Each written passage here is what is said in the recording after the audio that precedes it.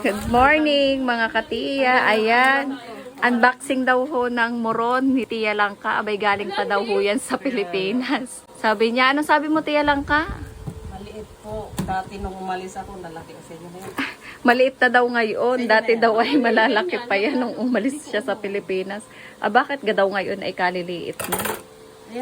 Mahal na daw Tia Langka ang mga ingredients. Kaya ganyan. Oho, diga nga ho. Galing. Malaki yung suman, di ba ganun malalaki? Pag sariling gawa. Ano ga ito? Suman ito? Chocolate. Moron. Chocolate moron daw ha ito. Galing sa Tacloban City. Ayan. Makakatikim tayo ng moron galing sa Tacloban City. Saktong-sakto sa kape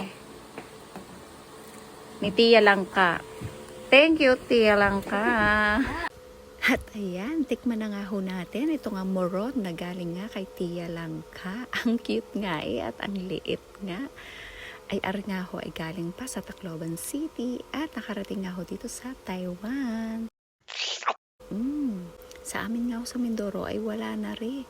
At iba nga ho ang klase ng suman dun sa amin ay may chocolate pala. Ang sarap. Hanggang dito na lamang po. Paalam!